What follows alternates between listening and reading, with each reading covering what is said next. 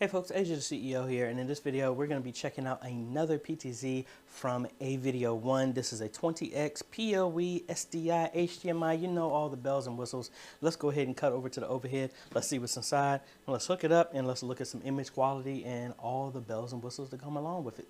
Alrighty, so let's see. Again, this was sent by them. They are not paying for this review, but they are, they sent me this for me to have as well as reviewing. So I guess you could say they paid me by giving this, but they're seeing this the same time y'all are. So the opinions are mine, and if it's trash, I will tell you. If it's good, I'll let the product speak for itself. So let's go ahead. We got ourselves a manual, a remote. Leave it there because a bunch of these are the same. They actually work on the same type of protocol. And this one is white, so I am excited about the fact that now Avideone is giving me another option for PTZs that are in white, because I used to stick to only 2 brands, and the fact that we have some more that are actually in this color is cool. Got a cap over here, and as you see in the back, we have a RS485 connection here. We have our RS in and out, RS232 in and out, audio in, SDI, HDMI, Ethernet, power. Yeah, the standards. And I actually have a joystick here that I got to test out with another camera, but it actually did not work. But we're gonna hook it up to this little one, and this is a Pelco controller, but it is RS485. So I might play around with this to see if I can get this one to work with this camera, which I think would be easier instead of me trying to move everything all over the place. Power cord, and because I don't have a powered Ethernet connection here, I actually will probably use this to power this up, and an RS232 cable. Now this one actually does include a mount. This is a white ceiling mount, really cool. Yeah, so just a ceiling mount, so yay. All right, let's put all this stuff away. And a little mount here, terminator block for the RS485, which I will use this time around. All right, so let me get, you would think with all the stuff I have here, I have all the stuff wired, and I know it's a mess. I'm gonna give you a tour when I get a chance, but I'm gonna run through, and I need to make enough jacks so I can plug everything in easily. So let me go ahead and get this all set up so we can see what's going on. All right, so this time around, I am going to use I still have it in place, so I'm actually going to use my SDI to HDMI converter. That is what's plugged into my ATEM right now. So let's slide this on over. SDI connection right there. And let's hook this up over here.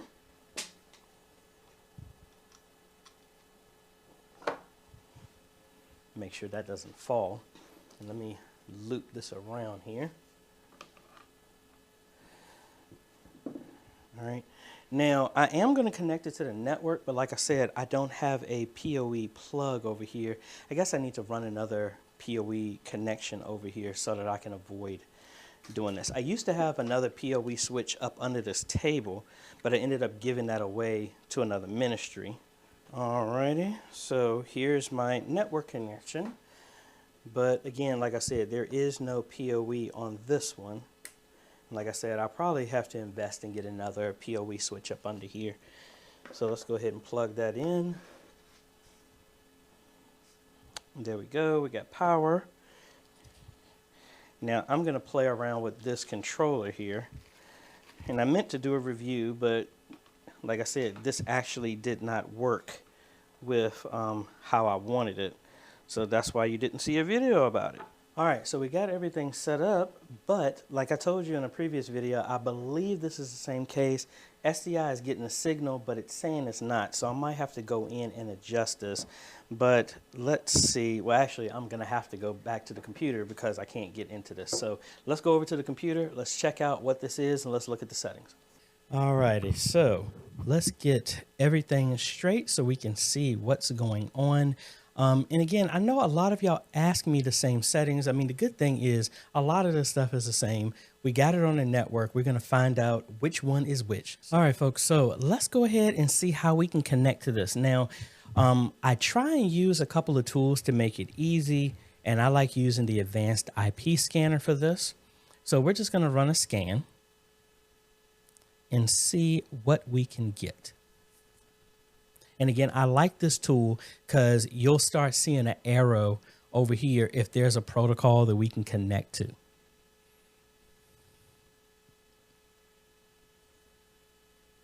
Because we want to get to the web interface. Now, again, a lot of companies have been changing this to where they defaultly set the camera to DHCP, so it'll naturally get on the network. If it doesn't, then we're going to have to go through a few changes just for us to get to the camera. And I'm not seeing anything so far. This is my overhead camera. Computer. That is my joystick. Those are some of my lights that you're seeing. And then as you can see, a lot of this are just known things. There's my ATEM. So it's not there. All right. So let's go over here to my network. And I actually have multiple network adapters. Let's go to properties. And we're going to change this from DHCP and manually set it. So most of the time, and you can look inside the manual, which I did, and this one is set to defaultly 192.168.5, and the camera is 163. So we're just going to do 20. Subnet mask 255.255.255.0. Gateway 192.168.5.1. DNS same 192.168.5.1. All right, so now we got that. Let's open up a browser here. And let's see if we can find it now. 192.168.5.163. And we got something. And there's the camera. All right. Just a tip, providers that make these cameras, please set these to DHCP. It makes it so much easier. So admin, and there we go. All right, so let's go ahead and let's switch everything over. As you can see, the interface is pretty similar. Let's go over here to our Ethernet, check off DHCP. We will save, and then we're going to reboot this. And actually, before I do that, let's look at our video parameters. So we're obviously getting video, but I'm not getting a signal out. So I'm using SDI. So I'm going to switch this to 1080p 5994, save, and then reboot. All right. So now that we've done this, let's go ahead and switch off our network here. We're going to switch this back to DHCP. And actually, I'm going to disable this one so that it doesn't conflict with my regular internet, which is mainly this one. All right. So now, if we come back out, and I shouldn't have closed it, let's open up the advanced IP scanner again. The camera has finished rebooting. And we are also searching on the network. And we're looking for a new IP address for our camera.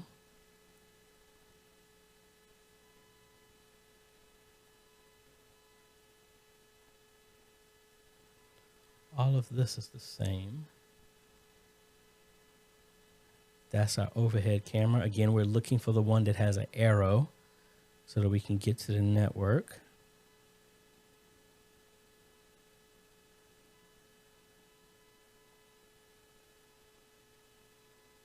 Nothing so far.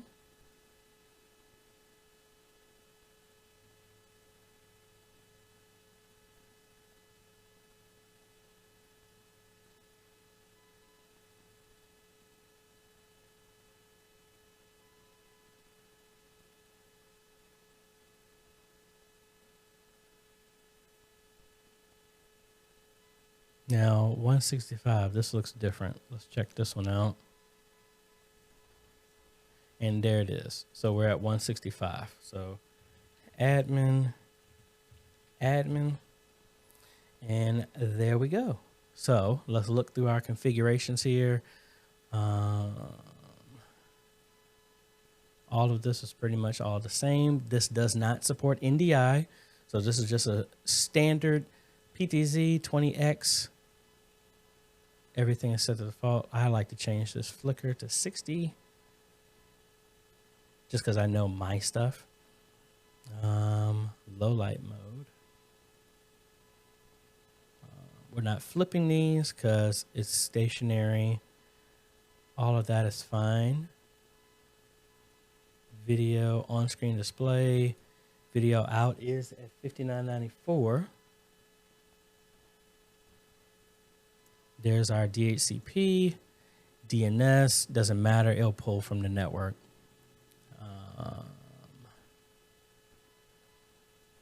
And a lot of these are defaults. Now that's our name configuration. Don't really need to change that. But in my setup, this will actually be camera number 3. So I'm gonna go ahead and it actually won't let me change it. All right, so we're gonna have to come back and change that. We can set our time zone. Let's set that to New York.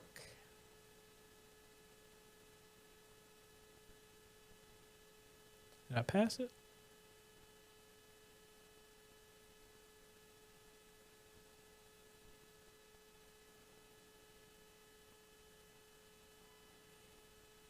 Oh, that's Eastern. So I'm going to go with 12-hour. That's fine. This is where you can go change the username. You can update, set to defaults, all that other good stuff.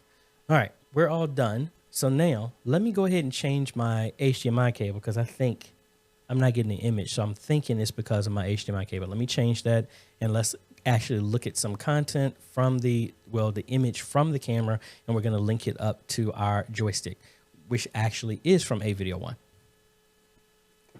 All right, so I really don't know what this is, so I'll circle back with Avideone 1. The SDI out did not work for me until I changed it to 1080p 30 coming out of SDI. I hooked up the HDMI cable and it was working at 60. Don't really know what's going on with that, but if you are going to connect this over SDI, make sure you're doing at least 1080p 30 if you're using the SDI. So like right now, if I switch back over to the camera right now so that y'all can see, I'll change my picture in picture so you can actually see this. This is now the camera. So you're seeing it from here. Very interesting. Not sure what's up with that, but anyway, let's go over here to our preview. And let me log in again. All right, so obviously, you know, we have our controls that we can move and all this other fun stuff. All right, so what I want to do is, and I guess I do need the the remote for this. I want to go into the menu, but before we do that, let's look at, we got our IP address, we got our protocols. Let's go ahead and test out control. I'm gonna start with the software one because a lot of y'all have asked me about this. So I'm gonna use the PTZ Optics app that is free that works with a bunch of cameras as long as it supports VSCA over IP, which I believe this one does. So let's go ahead and go to advanced because we're gonna kill 2 birds with 1 stone with this one. And let's turn on our screen so we can actually see. Now let's go to settings, multiple cameras. We're gonna set this camera to number 3, and this is going to be the Avideone 1. IP address is 192.168.0.165. Hit OK, and now you get a connection. Connection refused. Interesting. Let me make sure I didn't miss anything. If we go back in here, our network port. Oh, I'm on the wrong page. That's the old one. Let's log back in here. Configuration, network port. So we got our protocol Visca, that's the right port, so that we can do it over on the network. Very strange. Right IP address. So let me make sure I didn't make a goof on my end. Yeah, 165.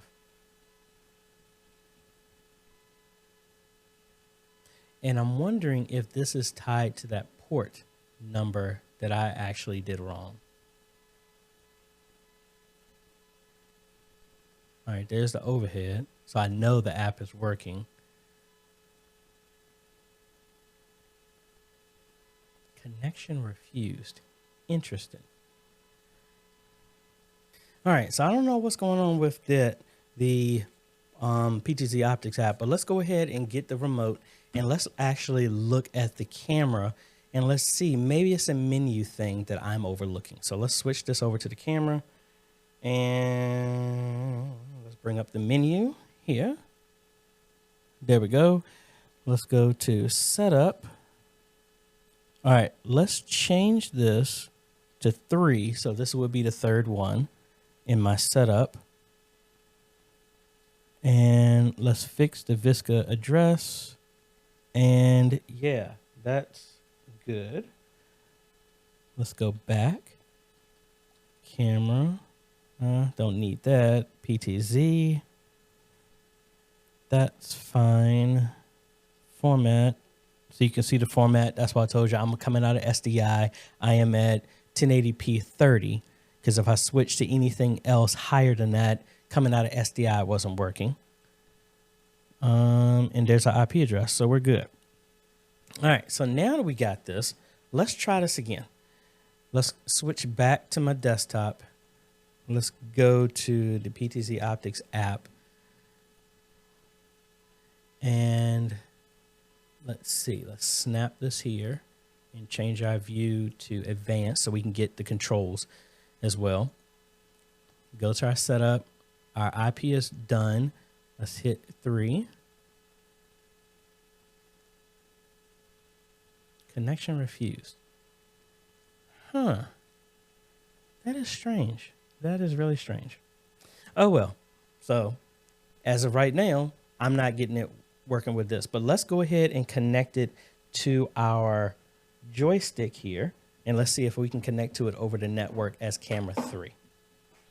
Alrighty, here is same joystick from Avideone 1, and I need a cable. Alright, so we got that, the power for the joystick that I leave over here.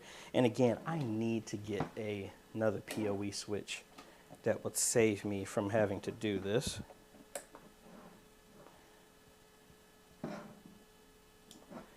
And the power's off. There we go. Like I said, I need to get a PoE switch here. All right, so let me slide this stuff out the way. All right, so now for this one, let's slide these aside so we can get here. And let's zoom in.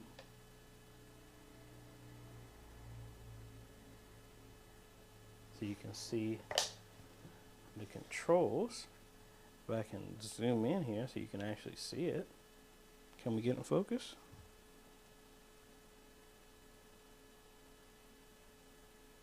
There we go. All right, so what we're going to do, let's zoom out just a little bit. And we're going to see if we can find this one, which again is 165. So we're going to do search, Visca over IP.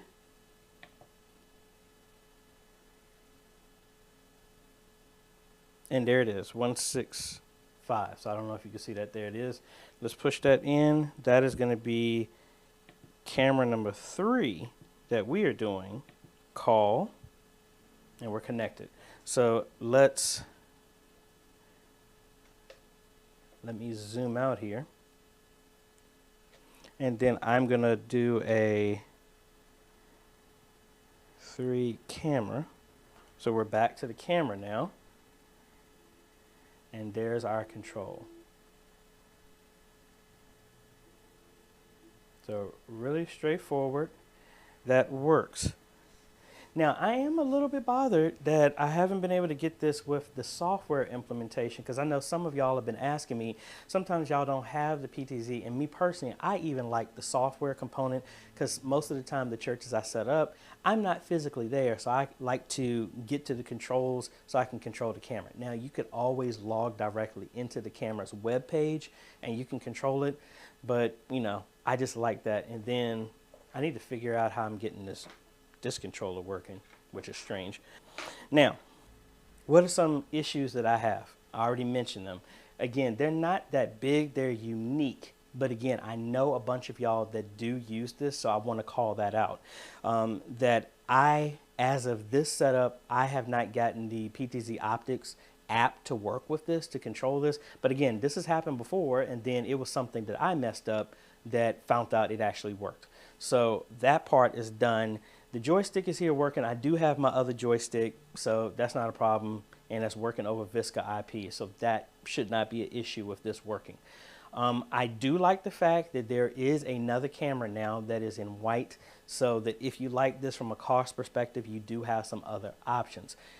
Again, 20x zoom does not have NDI functionality, but you have SDI out, with the caveat that you have to use 1080p 30 if you're using SDI. If you're using an HDMI with a fiber optic HDMI cable, then not a problem. You can go up to 1080p 60, not a problem at all. Now again, I am using a Blackmagic SDI to HDMI converter, and I have used a Blackmagic bidirectional converter. Both of them gave me the same issue, so it's not the converter. It's if you're using SDI, go SDI straight to your switcher that supports it, or if you're using an A10 mini extreme, I had to switch mine to 1080p 30 for an image to show up. So that has been very interesting. Again, not a negative. It's just one of those things that be aware of all the cameras. Because again, all of these cameras work great for me. I'm not noticing the issue in image quality or nothing like that. But the little caveats are some things that are unique to the ministry that uses them. Now, I'm going to add this to my collection of a bunch of cameras. I'm probably going to have it be the one that's over here on to the left.